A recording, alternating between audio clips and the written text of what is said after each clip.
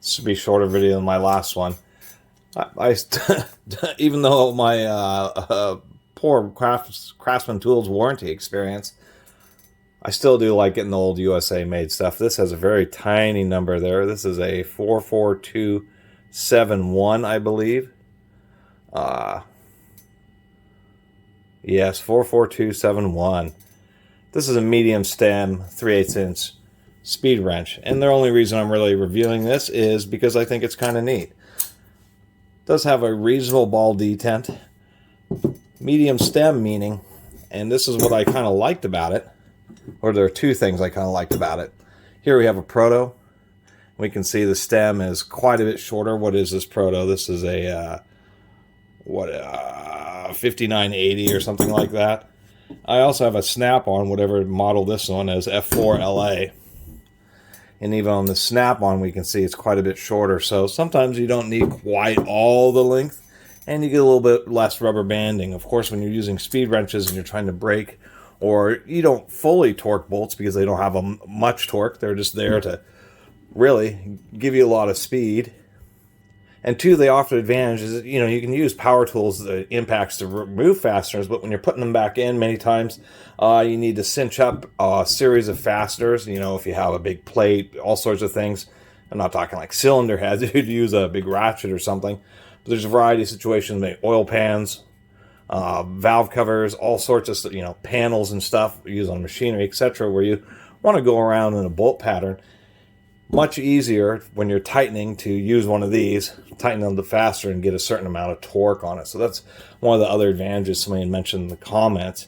But I just like the fact that so you have a shorter stem. When you are applying torque on it, you're just feeling a little bit less of the torsion. And I thought that was kind of neat. The other thing I really liked about this is the handle. I do have an SK, but it was buried, so I won't compare to that. But this has just really super serious, extra heavy-duty knurling. The real criticism, I would say, is this, even though I did put a bunch of oil in there, you got to always make sure to put oil into your speed wrench handles. Did have some corrosion in there, which would be affecting the smoothness.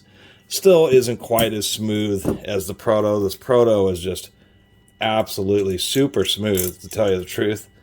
And we can see that it has a long handle design versus, say, I do like the Protos because they have the stubby handle, so in certain situations it's better to hold like that.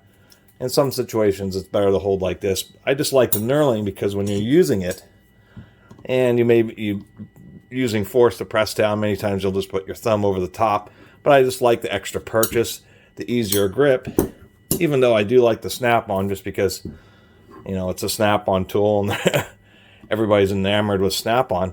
This ratchet handle style, I would have to say, just isn't absolutely my favorite, just because it's really small diameter, so it's a little bit uncomfortable, and being smooth, if you have greasy hands or anything like that, it's going to be a little bit more difficult to grip.